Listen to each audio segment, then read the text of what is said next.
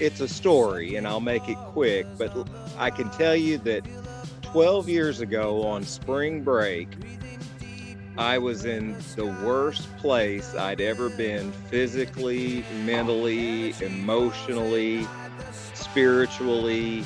I was a wreck. I was a high school principal, and I had a teacher do some things with a kid that they shouldn't have done. And I felt like I should have been able to stop it, and I didn't know it was going on, but I still carried the weight of that. And so during that spring break, we travel a lot, but that year we weren't going anywhere, and I was in my flower bed pulling weeds, and I prayed a very specific prayer.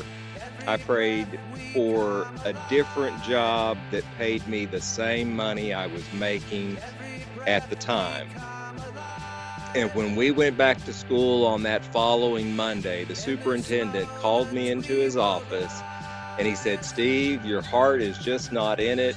I'm going to move you to middle school assistant principal and pay you the same money you're making now."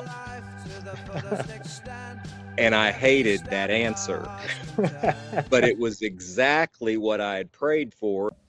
Hi, and welcome to the first episode of Circuit Walkers. My name is Bill Sardin. Just a quick explanation of the name of our show before we jump into our first episode. This is a show that was inspired by our virtual walking group, which you can join at ARUMC Virtual Walking Club on Facebook. We'd love to have you as part of it. And we get our name from the United Methodist tradition of circuit riders. During the Old West days and the early days of Methodism in the United States, there weren't enough pastors to go around for Methodist churches. So circuit riders filled the pulpit, pastors who rode from one church to the next on horseback. And so we take that heritage into our name as the Circuit Walkers. Today we're going to be talking to Steve Campbell. Steve Campbell has been running every day and has not missed a day for over 2,500 days. I hope you find him as inspiring and entertaining as I did talking to him. Let's jump in right now. Hi, everyone. Welcome to the first episode of Circuit Walkers. My name's Bill Sardin, and I have got a friend of mine with me today. I'm excited to be spending some time with him because he really has encouraged me on my journey to lose weight and get healthier. He's a former church member, but he's also a friend, Steve Campbell. Steve, how are you doing? I'm good, Bill. Enjoying the last of my spring break. Get back to work on Monday. Yeah. Well, why don't you tell us a little bit about yourself, and so people know that you're not the world's oldest high schooler and just enjoying spring break, right? There you go. Yeah, they've made my title assistant superintendent starting in July, and so that's the easiest to explain. I work at the Fountain Lake School District down here in Hot Springs. Have been there. This is my 32nd year, so I'm planning to do 6 more and finish up with 38 and go out with this year's 6th graders. Oh, cool. Yeah. Well, I wanted to know a little bit about how you got to running. This is a podcast mainly devoted to walkers, but you run every day. And can you tell me a little bit of why you started running? Yeah, Bill, it's a story, and I'll make it quick, but I can tell you that 12 years ago on spring break, I was in the worst place I'd ever been physically, mentally, emotionally, spiritually. I was a wreck. I was a high school principal, and I had a teacher do some things with a kid that they shouldn't have done. And I felt like I should have been able to stop it, and I didn't know it was going on, but I still carried the weight of that. And so during that spring break, we travel a lot, but that year we weren't going anywhere, and I was in my flower bed pulling weeds, and I prayed a very specific prayer. I prayed for a different job that paid me the same money I was making at the time. Yeah. And when we went back to school on that following Monday, the superintendent called me into his office and he said, "Steve, your heart is just not in it. I'm going to move you to middle school assistant principal and pay you the same money you're making now." And I hated that answer, but it was exactly what I had prayed for. And obviously, somebody knows better than I do that it was exactly what I needed. But I weighed 245 pounds. I was stressed to the max. I couldn't sleep. I couldn't eat. And so I thought to myself, when you were in high school, you liked to run a little bit, and it doesn't require a whole lot of equipment and no real eye-hand coordination. So why don't you get out and try to run? Maybe you'll be tired and hungry and you can sleep and eat. So I did. I went over here to Hot Springs High School, which is close to where I live, and I started running. And I would run the straight stretches and walk the curves until I could make a full lap. And then I would do that until I got up to where I could run a whole mile. And once I could run about a mile pretty consistently, I got out on the streets and began to run and ran and ran and ran. And then I'd always wanted to run a marathon, so I set that as a goal. And I ran the Tulsa Marathon about 10 years ago. And then I decided to run the Little Rock Marathon because the medal was huge and, you want all the bling you can get. So I ran the Little Rock Marathon, and I always set these little goals for myself. One year I said I was going to run 12 half marathons in the year, figuring one a month. And that was a real good theory until you realize in Arkansas, there are no half marathons in the summer because it's too hot and humid. So I had to run 3 of those in 8 days one week, one Saturday, Sunday, and then the following Saturday, to be able to get them all in. For my 50th birthday, I set a goal that I was going to run 50 miles on my 50th birthday. I ran 200 laps around the track out at Fountain Lake that day, raised over $6,000 for our Special Olympics team, kind of made a promotion out of it. The entire school came out and ran with me at some point in time during the day. I had community members and parents come out and run laps with me. It was a lot of fun. Fast forward to 7 years ago, and I was looking for a goal, and Runner's World does this thing called the Runner's World Run Streak. And it's where you run from Memorial Day to the 4th of July. So it's about 40 days or so. And so I thought, well, I'd do that. And so I did that. And then I did that a couple of years. And then I decided, I'm going to start on Cinco de Mayo. And it was in Cinco de Mayo of 2018. We actually had a party at the Shunk's house that night. You were there. One of those cutoff shorts and red Solo Cup parties. Yeah. But I started that day and I thought, well, I'll run to Labor Day. And when Labor Day came, I just kept going.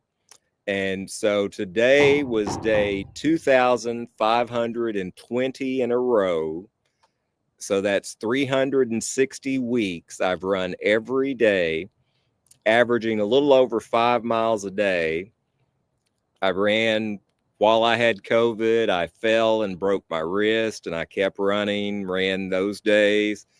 I ran the day my dad passed away, had a dog die in my arms, and got up and ran after that.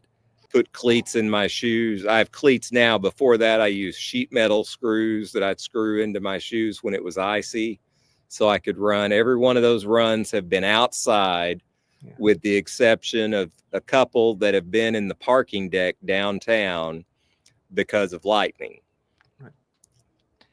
Wow. Just get up and go. I want you to know you've been an inspiration for me. I started my journey last February. I'd hit about 225 pounds, and I knew I needed to lose weight. A lot of the same things you described I was going through as well. And except I didn't pray a prayer to give me a job that pays the same. Yeah, I just wanted to continue doing the job because I love my Yeah. job. But whenever I think to myself, man, I don't want to walk today, I think, well, Steve's ran like, I can't remember how many days in a row, but I know he just does it every single day. And one of the things I know about myself is I have an all or nothing personality. Right. And I know from past experience, if I don't get up and walk today, then I will not get up and walk tomorrow. Right. Yeah. Right.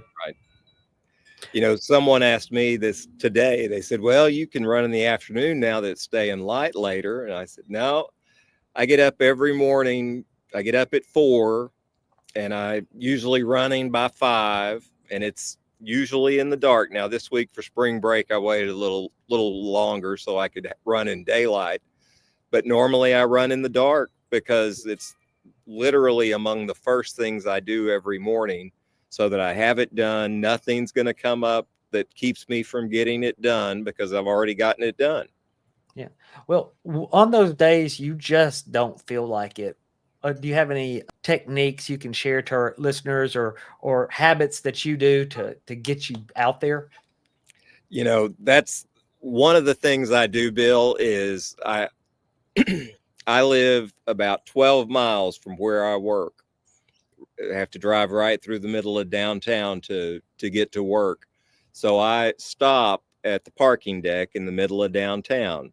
So the night before, Sunday night, before I leave for work on Monday morning, I will pack my work clothes in a bag so that they're packed up and ready for me to put on once I get to work.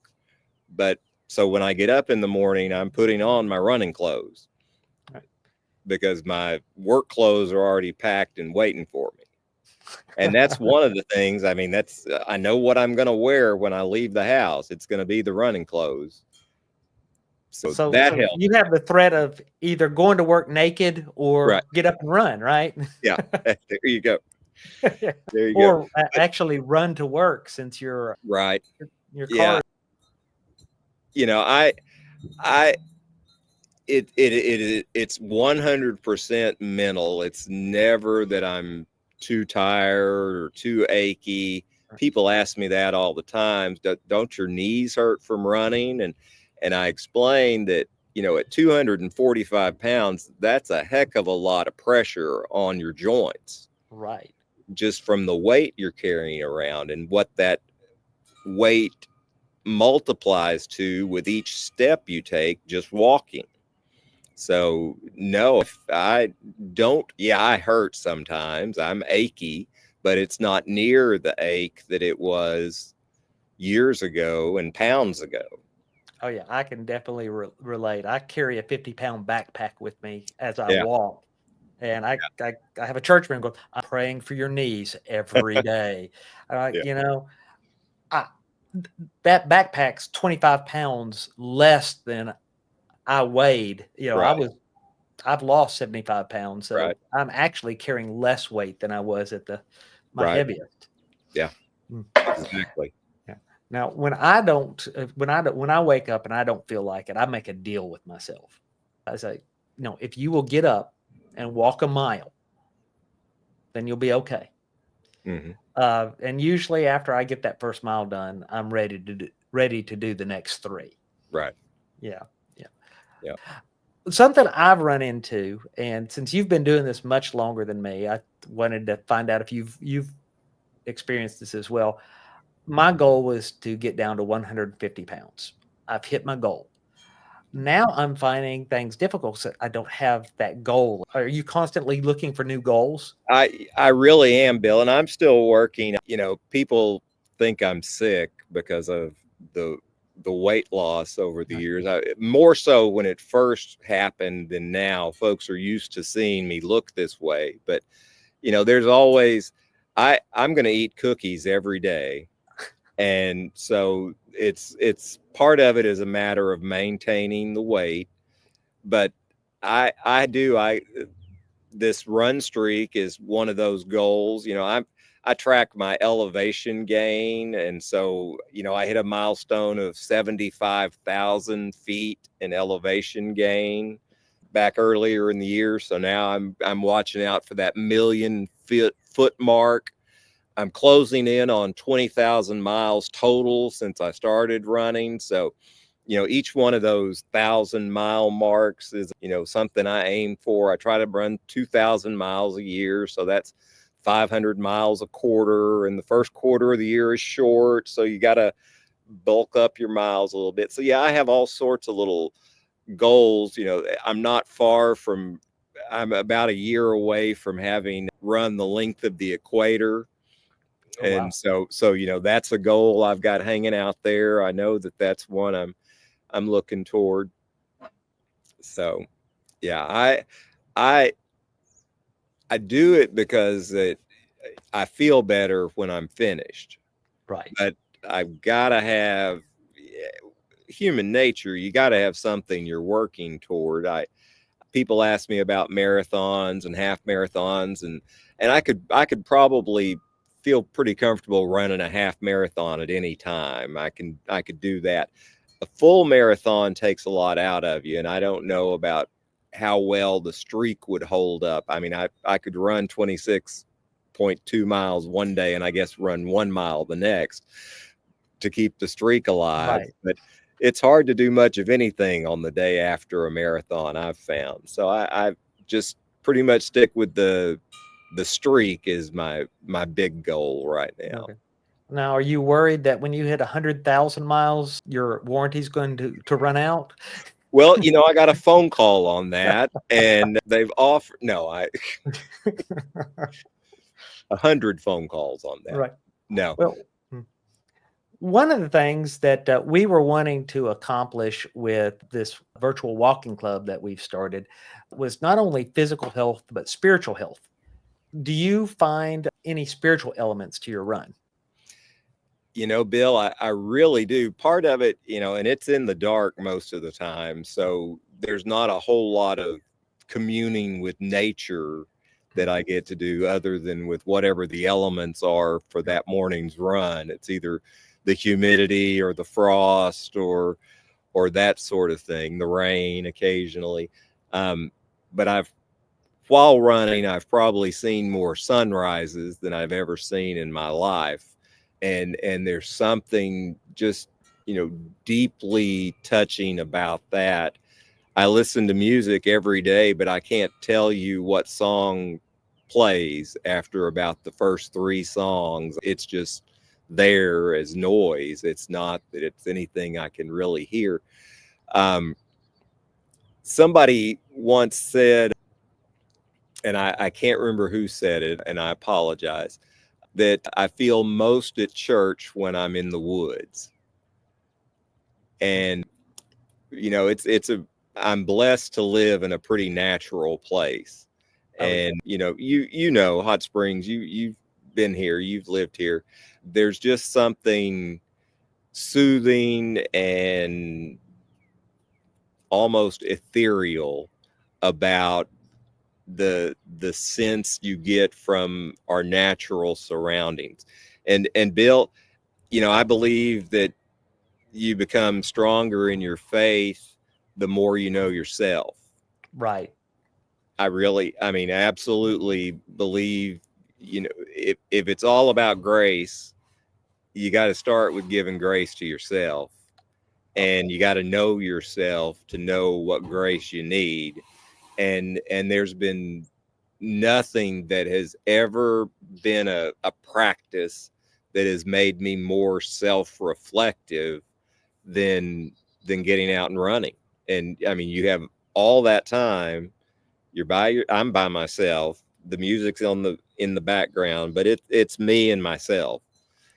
And so I've become more self-reflective while running during this time, than any other time in my life. I feel like I know myself as well as I've ever known myself. And I think that has allowed me to grow spiritually. All right. Do you do any praying while you're running? Bill, I think that I probably pray all the time. My Right. wife calls them arrow prayers, Right. where you just shoot one up. Yeah. And so, yeah, I pray for specific things when I'm running, specific concerns, but there is a lot more of just general gratitude and thankfulness that comes when I'm running. Yeah, I know some of the areas you run, and there's probably some prayers for the cars that are coming towards you sometimes as well. Well, yeah, I'm on a first name basis with the garbage men and the ambulance service people. I'm right there at the sheriff's office or the police station at shift change, so they all know and wave. So, and there are a number of unhoused folks that live along the routes I run, and I smile and wave at them. Yeah, I found that to be something that I really enjoy. I've gotten to know the gentleman that takes care of all the plants downtown in Morrilton, uh, Right, because he's out there doing that. And right, it actually gives me a lift when I see him and he waves real yeah, big and yeah, it says hi. Uh, it's funny how people that we have so little contact with, except in hmm, that part of our lives, can be a blessing. yeah, Yeah, absolutely. for sure. If you were talking to somebody that wanted to start running, walking, what kind of advice would you give them right now after so many years of doing it? Yeah, because people ask me, and I get Facebook messages, and from old friends from high school who want to know, it's just start. You can't, I put a hashtag on my post, one step after another, and that's really all it is. You just have to get out and put one foot in front of the other. And if it's walking, super. If it's running, great. Yeah. You know, it doesn't have to be fast running. It's not arm pumping, busting your lungs. It's just steady movement. It's the movement that matters. It Oh yeah. doesn't matter the speed at all. Now, I tell people I get a lot of questions now because I've run it. I got a big dose of Latino honesty the other day. One of our neighbors, she came up and she goes, "You used to be real big, didn't you?" Yeah. So I get a lot of Yeah. people asking me things now, and one of the things I tell them, you've got to find what works for you. Mhm. I mean, yeah, I carry a 50-pound backpack for 4 miles. That doesn't mean you need to. Right. That just means that I'm a sadist. I mean, you know, it just means that's what works for me. Right. And you've got to find the thing that works for you. And the same thing doesn't work for everybody. Right.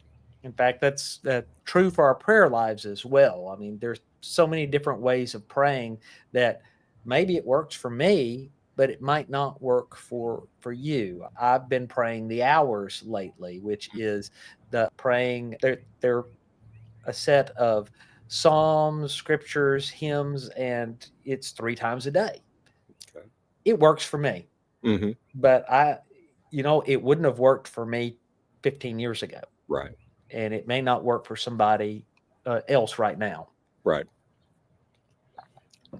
Let's talk about something fun. I know you participate in a lot of different events that are surrounded by running. What are some of your favorite events that you've done?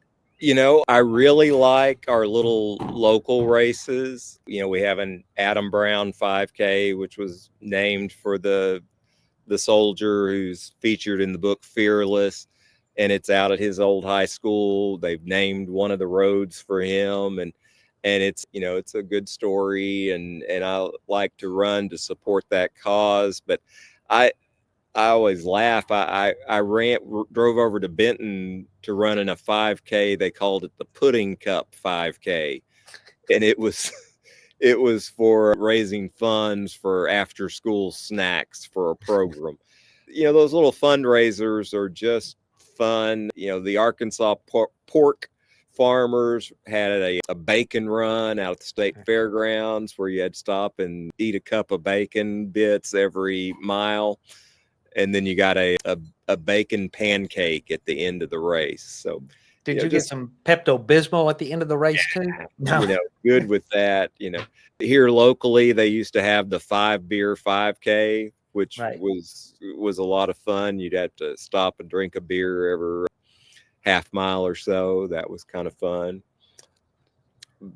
But really, the races are great and they're fun, and it's fun to be around people for that. But that really, I see it breaks my routine.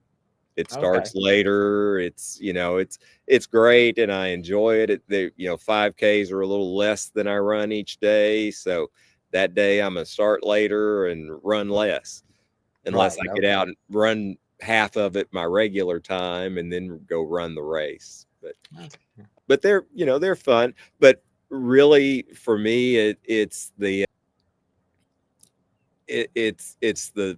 I run by myself because I never wanted it to have an excuse that, oh, they can't go today, so I'm not going to run, or we can't meet up, so I'll skip it today. I didn't want that as an excuse.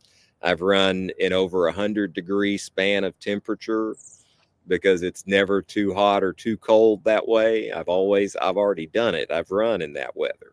I've run in the snow and the ice. I've run in thunderstorms. Christy doesn't like it. My wife doesn't like it when I'm out in the lightning, but I've done it, not on purpose. Sometimes you kind of get, people, when I was training for marathons, people would ask, how do you run 20 miles in a day? I said, well, you run 10 miles from home and you got to get back.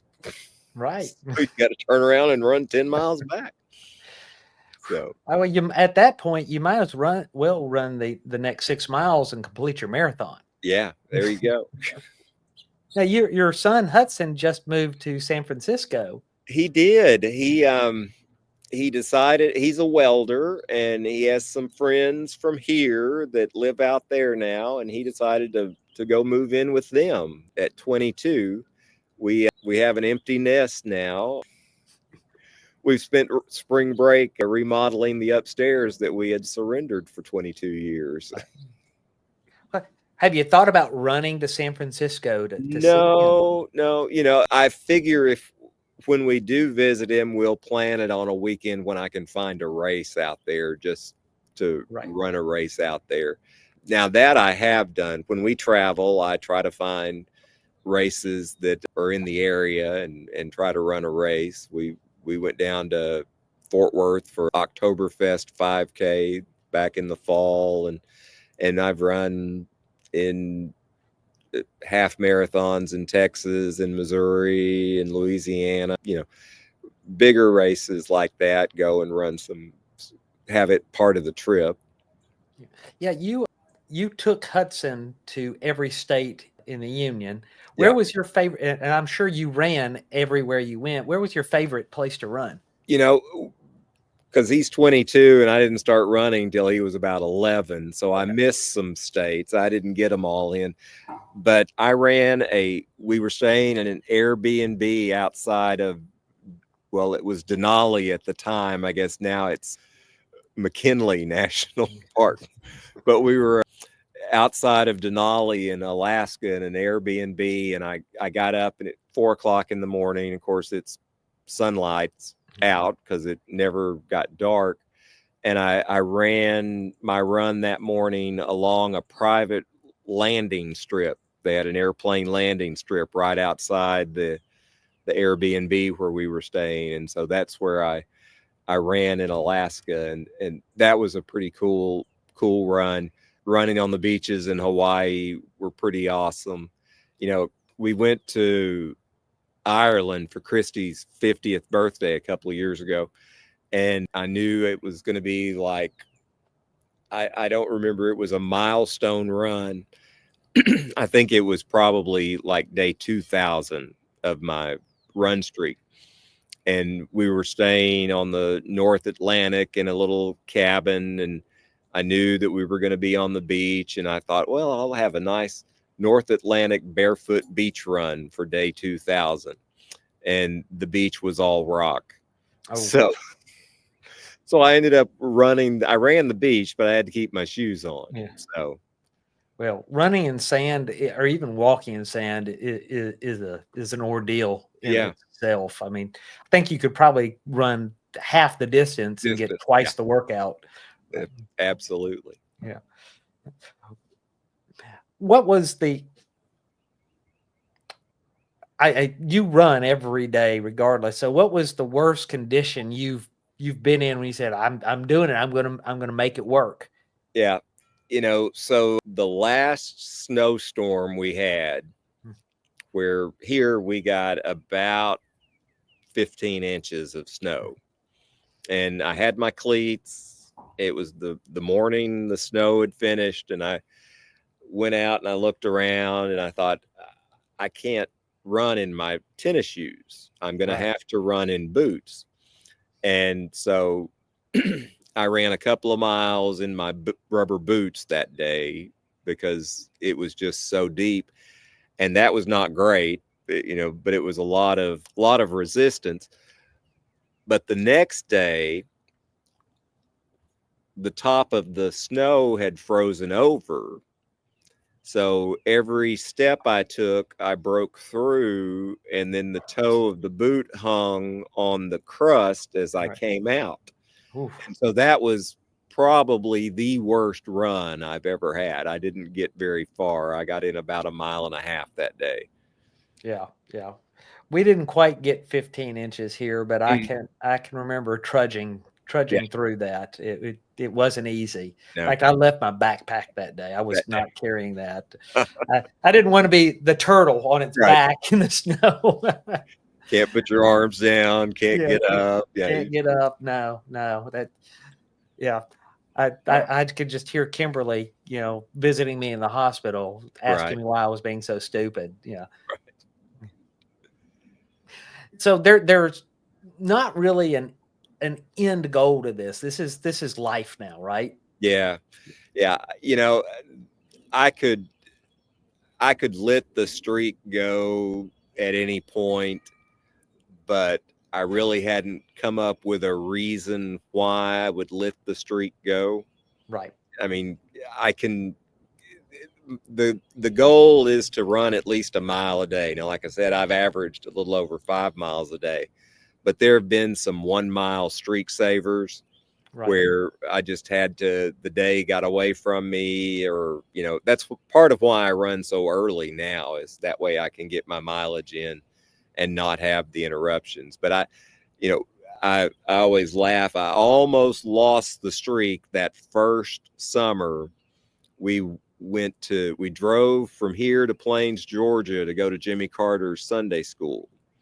And to get into the sanctuary for Jimmy Carter's Sunday school class, we had to be in the church parking lot by 3 o'clock in the morning. And so then we were set in the parking lot. I should have gotten out and run around the parking lot, but I was already in my church clothes. So I didn't. And so then we went through the Sunday school class, sat through the sermon, got to meet President Carter and Mrs. Carter, and then we climbed in the car and headed home. And so we didn't get back here to Hot Springs till about 11 o'clock at night. So as soon as we got in the driveway, I changed clothes into my running clothes and did a mile to save the streak. Yeah. So what I hear you saying, Steve, is that President Jimmy Carter almost caused you to lose your streak. It Almost, wasn't you. almost. It was Jimmy Carter, It right? was very close. God rest his soul. God rest his soul. Hey, if you were gonna give up your streak for a Sunday school visit, I think going to President Carter's Sunday school class might have been a really good reason. Yeah, Yeah. but But I saved it. yeah, good for you. Yeah, that's what I tell people. They ask me, when are you going to stop? And I'm like, I can't. It's this Mm, this is life now. I think that's why so many people put weight back on afterwards, mhm. is because I've reached my goal. I'm done. I Right. can go back to living the way I was, and Yeah. this really is a lifestyle change. Mhm. Right. Now, did you change anything else about your lifestyle? I really didn't, Bill. I I eat a little less now, but I have to eat more regularly now Right. to keep everything up. So, and you've seen me, I don't eat healthy, Right. and that hadn't changed. I Right. just eat less of the unhealthy stuff, and I really don't even have to eat that much less because I'm going to burn it up. Right. Yeah. I've just learned to adapt and Mhm. adjust. Like we Right, went to go have Mexican food today for lunch because Kimberly's on spring break and right. Wesley's home from college. So Good. I just know tonight I'm going to eat a much smaller dinner. Right. It's just going to be much smaller, and that's okay. I Yeah, got my calories earlier in the day. right. Yeah. Yeah. Exactly. Is there anything you want to leave us with, Steve? Bill, I just appreciate you sharing your story and going so public with it. It's a battle, and it's a battle in your head and in your heart more than it is a physical battle. Mhm. And you're sharing that. It took a long time for me to be willing to talk about what led me down this path. And I think sharing it is as important as anything else. Sharing the story is more important than keeping the streak alive. Right. I'll tell you why I started sharing my story more is I, I am the chair of the conference discipleship committee, and we Mhm. were putting together some discipleship tools for the conference, and we'd asked a number of people across the state to shoot some short videos about their prayer life. Mhm. And one by one, the board members came to me and said, everybody I'm calling to ask, these are people that I've known for years as prayer warriors, as just the bedrock of the church. And they're all telling me the same thing. Too beat up and I'm too worn out right now to even pray. And what occurred to me was that, you know, there is a correlation Mhm. between our physical health and our spiritual health. Right. That doesn't mean that if you're not physically healthy, you can't be spiritually healthy. Right. But it's just like someone who is taking care of a loved one who has dementia. If you don't take care of yourself, you can't take care of that loved one as well as you could. Right. And so, out of that concern is why I began talking about it a lot more. I just wanted to see my fellow Mhm. clergy and my fellow followers of Christ feel a little healthier, both spiritually and physically. Mhm. Right. Mm. And Absolutely. I want to thank you for being such an inspiration to me. You don't know how many times I have gotten up in the morning and thought to myself, if Steve can go do it, Right. I can go do it. Right. You know, that is, I'll leave you with this, Bill, and I appreciate you saying that. But when I do run races, I find that young kids are determined to run faster than I run. Doesn't matter where we start out. If I pass a young kid, they're going to speed up. And Right, and when I say young kid, I'm talking about 30-year-old guys, right. because they're not going to let this old gray beard Yeah. outrun them. And I'm okay with that. Hey, Works for me. keep passing them so they'll keep trying. There you go. Yeah. Well, Steve, thank you so much, and I really appreciate you hanging out with me today. God Hey, bless you. it was And good to see you, Bill. good to see you too. Next time I'm in Hot Springs, I'll look you up. All right. All Good right, deal. take care. All right, Bill. Bye.